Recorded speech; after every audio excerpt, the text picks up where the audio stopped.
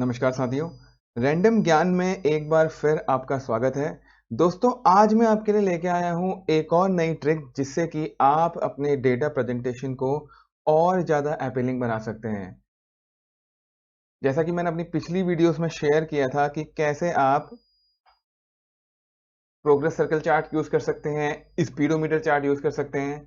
जिन लोगों ने ये वीडियो नहीं देखी है और सीखना चाहते हैं कि इन चार्ट्स को आप कैसे यूज़ कर सकते हैं, उसका लिंक मैं डिस्क्रिप्शन में शेयर करूँगा, आप वहाँ से देख सकते हैं। प्लस इसका लिंक आपको इस वीडियो में भी ऊपर होवर होता हुआ नज़र आएगा, वहाँ से भी इन वीडियोज़ को वॉच कर सकते हैं। तो आज हम बात करेंगे कि कैसे आप अपने बेसिक ग्राफ को, जैसा कि आप देख पा रहे हैं, ये जो आपका ग्राफ है बहुत ही बेसिक ग्राफ है, एक नॉर्मल बार चार्ट है जिसको हम कन्वर्ट कर रहे हैं इन तरह के चार्ट्स में। ये एक सिलेंड्रिकल चार्ट है जिसमें आपको फीलिंग आ रही होगी कि 50% है तो ये सिलेंडर 50% भरा हुआ है, 80% है तो ये सिलेंडर 80% भरा हुआ है। सिमिलरली ये बैटरी रिलेटेड ग्राफ है कि 50% है तो बैटरी 50% चार्ज है, 80% है तो 80% बैटरी भरी हुई है।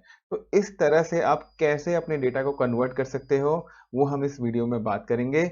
इसके अलावा मैं एक और ट्रिक आपको बताऊंगा जिससे कि आप ये जो अपने ग्राफ्स हैं, ये बेसिक रेक्टेंगल को और भी बहुत तरीके के शेप्स में कन्वर्ट कर सकते हैं। तो आइए दोस्तों, बिना कुछ टाइम वेस्ट करे हुए सीधे चलते हैं कि कैसे हम इन ग्राफ्स को बनाएंगे। तो दोस्तों, मैं एक बहुत ही बेसिक डेटा यूज करने वाला हूं जिससे हम अपना ग्राफ बनाएंगे। तो मैंने यूज किया है यहाँ पे कुछ नाम और उनकी परसेंटेज। तो एक पहले सबसे पहले एक नॉर्मल बेसिक सा ग्राफ बना लेते हैं। इंसर्ट में जाइए और एक ग्राफ इंसर्ट कर दीजिए। डेटा लेबल्स लगा लेते हैं, परसेंटेज हटा देते हैं और नाम भी हटा देते हैं और एक्सेस भी हटा देते हैं, ग्रिड लाइंस भी हटा देते हैं। तो ये एक बहुत ही बेसिक सा ग्राफ है जिसमें हमें पहले डेटा में पता लग रहा है कि ये 50% है और दूसरे में 80% है। अभी हमें ऐश और बॉब की यहाँ पे ज़रूरत नहीं है क्योंकि हम सिर्फ कॉन्सेप्ट को समझना चाह रहे हैं, तो मैं ज़्यादा डेटा इसमें यूज़ नहीं कर रहा हूँ। बाकी एनोटेशंस तो दोस्तों आपके हाथों में है कि आप उसे कैसे यूज़ करना चाहते हैं। तो अभी ये बहुत ही सिंपल है, 50% एंड 80%।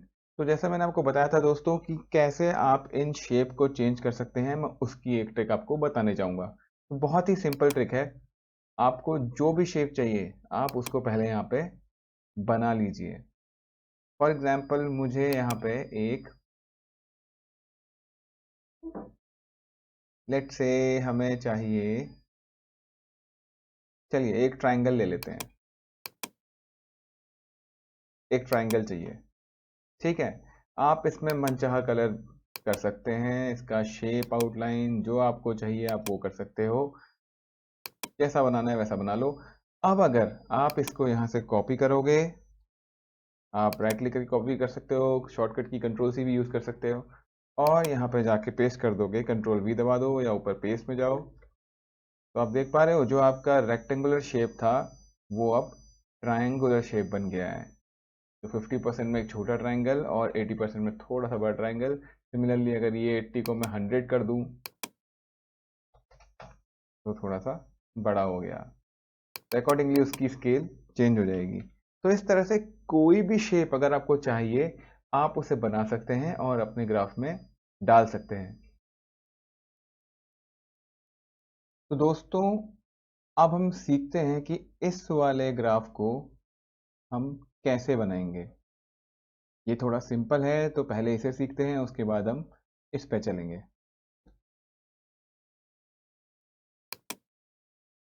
तो जैसा मैंने आपको बताया कि सबसे पहले आप खुद ही समझ गए होंगे जब मैंने आपको शेप वाली ट्रिक बताई, तो उस वाले ग्राफ में भी हम शेप वाली ही ट्रिक यूज करेंगे। जैसा कि आप ये वाला ग्राफ देख पा रहे हो, आपको एक ऐसा शेप क्रिएट करना है। ऐसा शेप क्रिएट करना बहुत ही सिंपल है दोस्तों। फिलहाल मैं अभी इसी को यहाँ पे कॉपी कर लेता हूँ।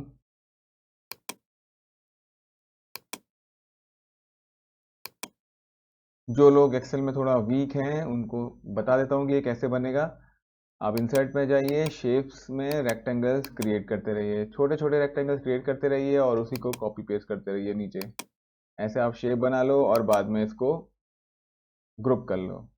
आप पे डिपेंड करता है। ठीक है दोस्तों, और जहाँ तक इसके कलर की बात है, तो यहाँ पे मैंने ग्रेडियंट यूज़ किया है।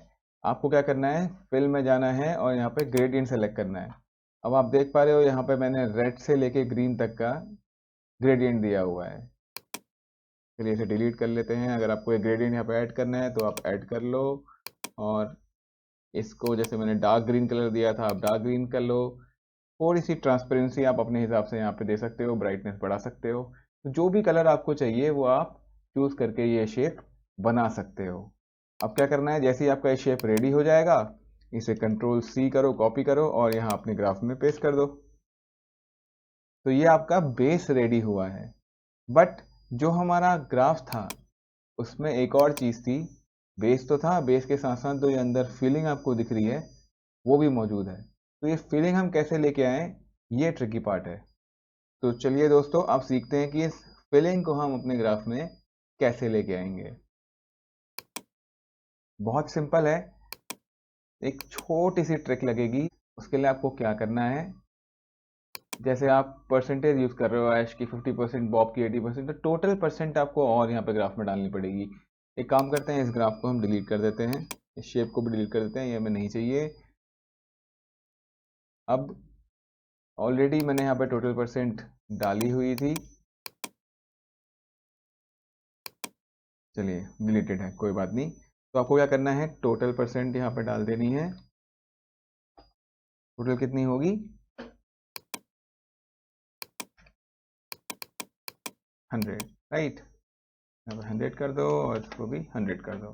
तो ये टोटल परसेंट हमारी और हमने यहाँ पे ले ली। अब आप इसका ग्राफ दोबारा इंसर्ट करिए, इंसर्ट में जाइए, ग्राफ में जाइए, ये ग्राफ आपको चाहिए। अब आप देख पा रहे हो यहाँ पे, अगर मैं इसको इंसर्ट कर देता हूँ तो मेरे पास 2 बार्स आ गए हैं परसेंट में। बट अभी क्या है, अभी ये डेटा गड़बड़ है। अभी ये परसेंट को ही 50 और 80 इसने साथ ले लिया, 100 इसने साथ ले लिया। बट मुझे यहाँ पे एक 100 चाहिए, 50 के साथ एक 100% यहाँ चाहिए, और ऐसे ही 80 के साथ एक 100% यहाँ चाहिए। उसे करने के लिए आपको क्या करना है, राइट क्लिक करिए, सेलेक्ट डेटा में जाइए, स्विच रोज एंड कॉलम कर दीजिए। जब आप ये करोगे तो आपका ग्राफ ऑटोमेटिकली कन्वर्ट हो जाएगा। इसको ओके कर देते हैं, एनोटेशंस लगा लेते हैं, सॉरी डेटा लेबल्स लगा लेते हैं। अब डेटा लेबल्स आपने लगा लिया तो देखो आप एक 100% है और एक 50% है। सिमिलरली यहाँ पे एक 100 है और एक 80% है। अब ट्रिक क्या है दोस्तों, यहाँ तक तो आप पहुँच गए, इट्स सिंपल, बेसिक ग्राफ है। बस आपको क्या करना था, जो भी आपका डेटा होगा उसको, जो भी आपका टोटल है, एक बार और ऐड कर दीजिए। जैसे हम परसेंटेज में मैक्सिमम कहाँ तक जाएगा, 100 तक जाएगा, तो मैंने एक 100% का बार यहाँ पे ऐड कर दिया। जो जो चीज़ें आपको नहीं चाहिए उन्हें आप डिलीट कर सकते हो। चार्ट टाइटल भी डिलीट कर दो, इसकी भी हमें ज़रूरत नहीं है, डिलीट कर देते हैं। एक काम करते हैं, भाई डेटा लेबल्स भी हटा देते हैं, इनकी भी हमें ज़रूरत नहीं है। नेम अभी रहने देते हैं, अगर मन करेगा रखेंगे, वरना डिलीट कर देंगे। अब जो मेरा बेस ग्राफ है वो क्या है, बैटरी है, राइट। तो आप इस बैटरी को कॉपी करो और इस वाले में पेस्ट कर दो, तो ये तो बन गया बैटरी ग्राफ। अब जो इसके अंदर की फिलिंग है वो मेरी ये है, क्योंकि ये मेरी एक्चुअल वैल्यू दिखा रहा है, ये 50% है और ये 80% है। अब इसका कलर अगर आप यही रहने देते हो तो भी कोई इशू नहीं है, वरना आप अपनी रिक्वायरमेंट के हिसाब से इसका कलर चेंज कर दो, दिखना चाहिए बस। अब क्या करना है, बहुत सिंपल ट्रिक है दोस्तों, इन दोनों ग्राफ्स को आपको ओवरलैप कर देना है। जैसा आप देख पा रहे हो सीरीज ऑप्शंस, अगर आप देखोगे यहाँ पे ऑलरेडी, अगर ये नहीं आ रही है विंडो, मान लो आपको ये नहीं दिख रही है विंडो, तो आप राइट क्लिक करके फॉर्मेट डेटा सीरीज में जाइए, उससे आपके पास ये ऑप्शन आ जाएगा। अब यहाँ पे आपको क्या करना है, जो सीरीज ओवरलैप है और गैप विथ है, इसके साथ खेलना है। तो सीरीज ओवरलैप है, इसको पूरा 100% कर दो, तो ये दोनों आपस में कोइंसाइड हो जाएंगे। तो अब आप देख रहे हो जो आपका दूसरा ग्राफ था, जो ब्लू कलर का बार था, वो अब इस बैटरी के पीछे आ रहा है। अब दोस्तों अगर आप इस शेप के कलर को ट्रांसपेरेंसी नहीं दोगे तो आपको ये दिखेगा नहीं।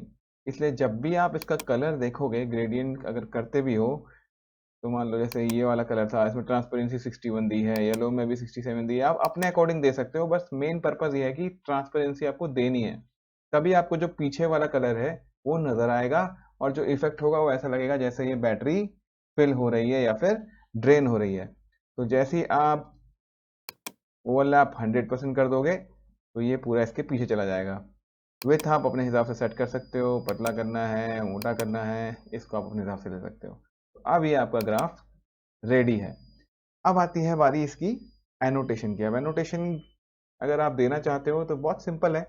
यहाँ पे ऑलरेडी हमें परसेंट दिख रही है, तो इसी को हम क्या करेंगे, जैसे 50% चाहिए यहाँ पे आपको, तो 50% को कॉपी कर लो, कंट्रोल सी दबाओ या राइट क्लिक कॉपी कर लो, और उसके बाद कहीं भी दूर क्लिक करके पेस्ट एज लिंक्ड पिक्चर कर दो।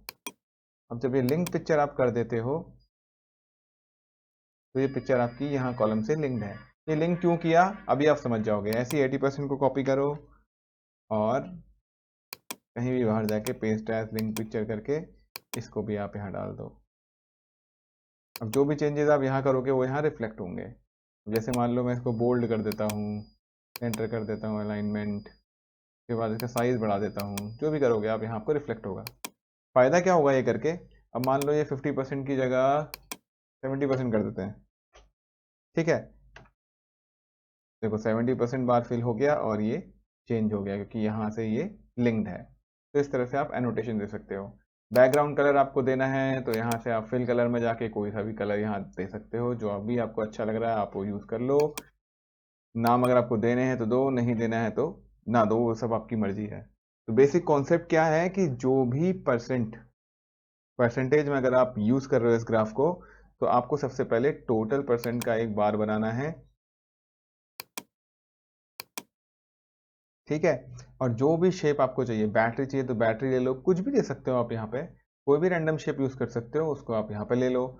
और फिलिंग इफेक्ट देने के लिए जो इफेक्ट हम यूज़ कर रहे हैं, जो आपका मेन ग्राफ होगा उसका भी शेप इसी के जैसा होना चाहिए, तभी आपका फिलिंग इफेक्ट आएगा। अब अगर हमने ट्राइंगल यूज़ किया होता तो ट्राइंगल छोटा बड़ा हो रहा था, तो उसमें वो बात नहीं आती, ट्राइंगल की फिलिंग हमको उस तरह से नज़र नहीं आती। तो आपको इस चीज़ का ध्यान रखना है कि आप कौन सा शेप यूज़ कर रहे हो, तभी आपको ये इफेक्ट दिख पाएगा। जैसे रेक्टेंगल में रेक्टेंगल फिल होगा तो इट्स इजी टू अंडरस्टैंड, तो वो यूज़ कर सकते हो आप।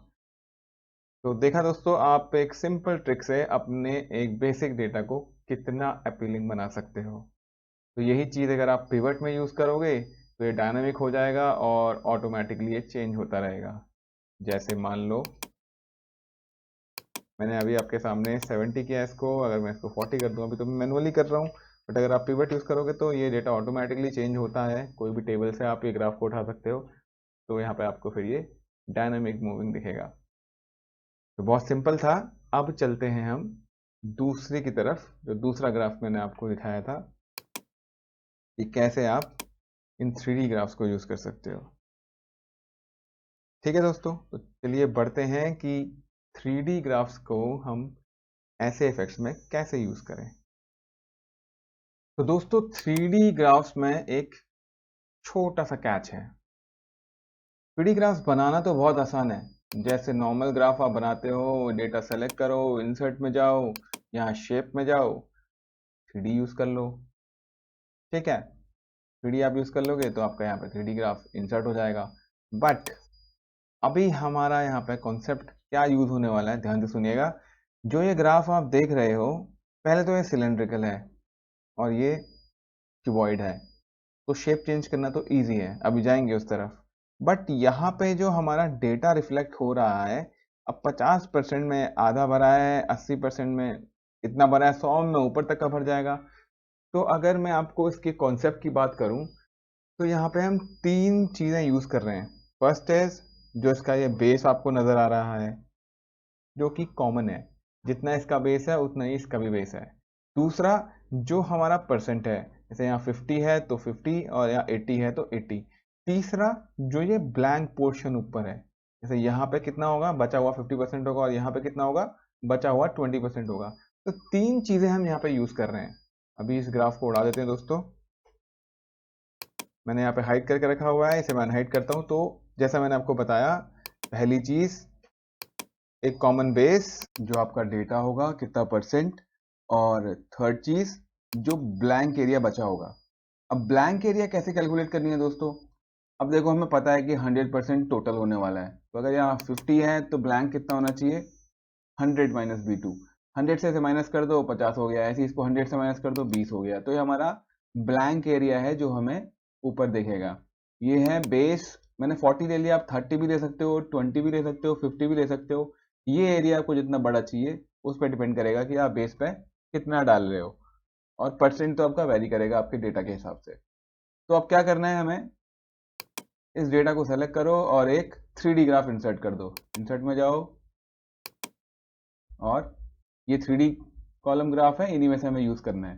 तो हमें क्या चाहिए दोस्तों, देखो क्लस्टर्ड नहीं लेना है यहाँ पे, पहली वाली ट्रिक में हम क्लस्टर्ड ले रहे थे, अब हम लेंगे स्टैक्ड। स्टैक्ड में क्या होगा, एक के ऊपर एक आपको ये दिख रहा है कि नहीं, तो हम इसे स्टैक कर लेते हैं।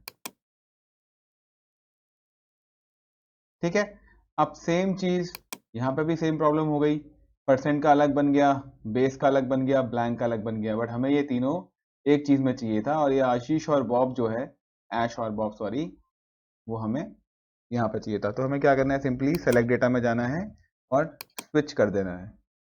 तो अब आप देख पा रहे हो ये कन्वर्ट हो गया है 3 बॉक्सेस में। एक और चीज है यहाँ पे ध्यान पे रखने के लिए, हमारा जो ग्राफ है वो क्या है, सिलेंड्रिकल है, और ये क्या चल रहा है, क्यूबॉइड चल रहा है। तो इसको हमें सबसे पहले तो सिलेंड्रिकल बनाना है। उसके लिए क्या करना है, आपको फॉर्मेट डेटा सीरीज में जाना है और यहाँ पे आप सिलेंडर सेलेक्ट कर लो। कौन सेलेक्ट करोगे, कौन हो जाएगा, पिरामिड सेलेक्ट करोगे, पिरामिड हो जाएगा, आपकी मर्जी है। तो फिलहाल मैं अभी आपको सिलेंडर बता रहा हूँ, क्योंकि हम थोड़ा सा बैटरी वाला लुक कैसे आए, इसमें विजुअलाइजेशन कैसे आए, सिलेंडर ले लेते हैं। ठीक है, अब क्या देखना है हमें, अब पहले तो आप यहाँ पे कलर डिनोशन देखो, ब्लैंक ग्रीन है, तो ब्लैंक हमें सबसे ऊपर चाहिए, यहाँ पे सबसे ऊपर है, ठीक है। उसके बाद बेस, बेस रेड है, बेस हमें नीचे चाहिए था जो कि हमारा बीच में चला गया, और जो ब्लू पोर्शन है, जो परसेंट है हमारा, वो हमें बीच में चाहिए। तो फिर से आप यहाँ पे सेलेक्ट डेटा में जाओ, ये जो 3 चीजें आपको दिख रही हैं इसे आप ऊपर नीचे कर सकते हो। बेस बीच में आ रहा है, इसको नीचे डाल देते हैं।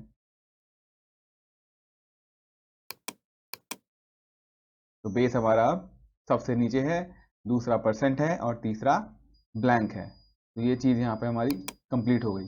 तो अब हमारा ग्राफ जो है वो बन चुका है जो हमें चाहिए। अब जो मेन चीज़ आती है वो आती है इसकी एडिटिंग। पहले तो एक काम करते हैं, ये सारी चीज़ें डिलीट कर देते हैं जो हमें नहीं चाहिए, परसेंट भी हमें नहीं चाहिए, ये भी हटा देते हैं, ये भी हटा देते हैं, ऐश और बॉबा भी रहने देते हैं।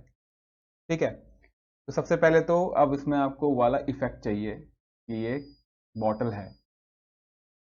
तो बेस का कलर एक काम करते हैं, जैसे मैंने लिया हुआ है इधर पे, आप कुछ भी ले सकते हो। एक काम करते हैं, इसको थोड़ा सा इस तरह का शेड ले लेते हैं जो मैंने लिया था। ब्लैंक वाले पोर्शन को हमें वाइट कर देना है, या आप नो फिल भी कर सकते हो, ट्रांसपेरेंसी रख सकते हो, जिससे थोड़ा सा फीलिंग आए आपका कि ये एक बॉटल है और वो भर रही है। जैसे देख रहे हो आप, जैसे मैं इसकी ट्रांसपेरेंसी बना रहा हूँ, तो ऐसा लग रहा है जो ये ब्लू कलर है ये फिल हो रहा है, इसमें फिलिंग इफेक्ट हमें मिल रहा है। अब इस ब्लू को मैंने ग्रेडियंट दिया हुआ था यहाँ पे, तो आप ग्रेडियंट फिल दे सकते हो। ग्रेडियंट में यहाँ पे 4 दिख रहे हैं, 2 काफ़ी रहेंगे, तो 2 ही रखते हैं। इसका कलर आप ग्रीन कर दो, या फिर यहाँ पे लाइट ग्रीन कर दो, आप पे डिपेंड करता है, कलरिंग सारी आप पर है, कैसे आप इसे करना चाहते हो। जैसा भी आपको ग्रेडियंट चाहिए वैसा आप ग्रेडियंट रख सकते हो। ठीक है दोस्तों, तो ये हमारा क्रिएट हो गया। तो आप देख पा रहे हो अब ये एग्जैक्टली ऐसा बन चुका है। अगर हम इसे ध्यान से देखें तो एक एम्प्टी बॉटल और उसमें ये लिक्विड फिलअप हो रहा है। बेस देने का बेस आइडिया क्या था कि जो भी हम एनोटेशन देंगे यहाँ पे, जो हम लेबलिंग करेंगे, वो हम यहाँ पे बेस पे देंगे। बेस पे देके थोड़ा सा अपीलिंग लगेगा, विजुअली अच्छा लगेगा, और देने का तरीका वही है जैसे हमने पिछली बार किया था। आप डायरेक्टली भी दे सकते हो, यहाँ पे एक टेक्स्ट बॉक्स इंसर्ट कर दो, और टेक्स्ट बॉक्स में आप फॉर्मूले के थ्रू इक्वल टू लगा दो, ऐसे भी हो जाएगा। या फिर डायरेक्टली आप इसकी, चलो एक हम टेक्स्ट बॉक्स वाला ले लेते हैं, तो बोल्ड कर लो, थोड़ा सा बढ़ा लो, और जो दूसरा वाला है उसमें हम इसको कॉपी करके पेस्ट एज लिंक पिक्चर, और इसको यहाँ ले लेते हैं। ठीक है, अब जैसे ही आप यहाँ पे फॉर्मेटिंग करोगे वैसे ही आपको यहाँ पे दिखेगा। नो बॉर्डर कर दो, बॉर्डर हट गया, इसको बोल्ड कर दो। अब आपको सारी एडिटिंग इधर करनी पड़ेगी, और यहाँ टेक्स्ट बॉक्स में फ़ायदा ये होगा कि आप सारी एडिटिंग यहाँ पे करोगे। ठीक है, तो ये हमारा एनोटेशन भी हो गया। तो देखा दोस्तों आपने कि आप 3D ग्राफ्स को किस तरह से यूज कर सकते हो। आपने कुछ नहीं किया, एक बेसिक 3D ग्राफ बनाया, बट एक कॉन्सेप्ट और जोड़ दिया उसमें, बेस और ब्लैंक वाला, जिससे आपका डेटा और अपीलिंग हो गया और अच्छा लग गया। तो ऐसे ही डिफरेंट डिफरेंट स्टाइल्स आप यूज कर सकते हो। थोड़ा आप अपना माइंड यूज करिए और विजुअलाइज करिए, और जितनी स्ट्रांग आपकी विजुअलाइजेशन होगी उतना ही बढ़िया आप यहाँ पे उसको रिफ्लेक्ट कर पाओगे, दिखा पाओगे। तो सारा आप पे विजुअलाइजेशन पे डिपेंड है। तो जैसे अभी यहाँ पे हमने सिलेंडर यूज किया, आप कोन यूज कर सकते हो, आप क्यूबॉइड यूज कर सकते हो। इनको थोड़ा सा और आपको अच्छा बनाना है तो आप यहाँ से जो 3D ऑप्शंस हमारे होते हैं वो भी यूज कर सकते हो। यहाँ से आप 3D फॉर्मेट में चले जाओ, थोड़ा सा बेवल दे दो, उसके बाद बॉटम बेवल भी दे दो। तो यहाँ पे थोड़ा मटेरियल चेंज कर लो, पूरा ही गायब हो गया, डार्क एज दे दो, तो थोड़ा सा 3D इफेक्ट यहाँ पे दिखेगा।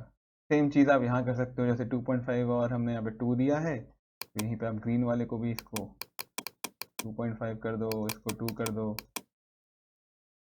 ठीक है, मटेरियल यहाँ पे आप ले सकते हो, डार्क एज ले सकते हो, बेस को भी सेम सेम चीज़ आप कर सकते हो।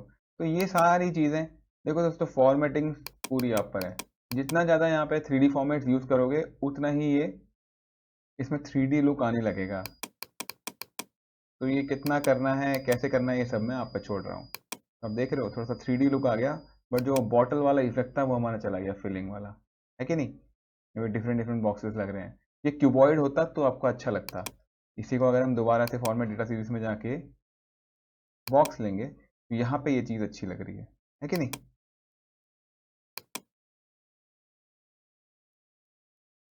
तो दोस्तों इस तरह से आप 3D ग्राफ्स को भी यूज़ कर सकते हो। एक अलग अप्रोच है उन्हें यूज़ करने की, जो थोड़ा सा और आपके डेटा को अपीलिंग बनाएगी।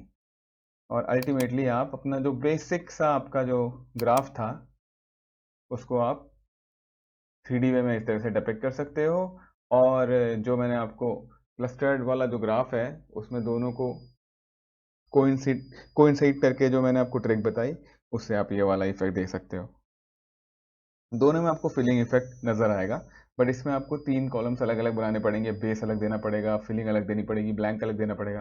बट यहाँ पे वो प्रॉब्लम नहीं है। यहाँ पे बस आपको एक परसेंटेज अगर आप यूज़ कर रहे हो तो टोटल परसेंट का एक दूसरा ग्राफ के साइड में बनाओ और दोनों को आपस में मिला दो और थोड़ी ट्रांसपेरेंसी दे दो, और उससे आपका उस ट्रांसपेरेंसी से आपका ये फिलिंग इफेक्ट आपको दिख जाएगा। तो इस वीडियो को यहीं पे ख़त्म करते हैं दोस्तों। आशा करता हूँ आपने कुछ नया ज़रूर सीखा होगा। ऐसे ही नई नई ट्रिक्स अगर आपको सीखनी है तो सब्सक्राइब करिए इस चैनल को, ताकि कोई भी नई वीडियो मैं इस तरह की बनाऊँ तो आपके पास उसकी नोटिफिकेशन सबसे पहले पहुँचे। और जिन लोगों ने प्रोग्रेस सर्कल चार्ट और स्पीडोमीटर चार्ट नहीं देखा है वो उन वीडियोस को भी ज़रूर देखें। उससे भी आपको एक नया तरीका मिलेगा आपके डेटा को डिपिक्ट करने का, रिफ्लेक्ट करने का, और अपनी प्रेजेंटेशन को और ज़्यादा अपीलिंग बनाने का। वीडियो पसंद आई होगी तो लाइक ज़रूर करिए दोस्तों, शेयर करिए इसे ज़्यादा से ज़्यादा अपने दोस्तों के साथ, ताकि उनके पास भी ये ज्ञान पहुंचे। रैंडम ज्ञान में इसी तरह जुड़े रहिए और नई नई चीज़ें सीखते रहिए। थैंक यू दोस्तों, बाय बाय।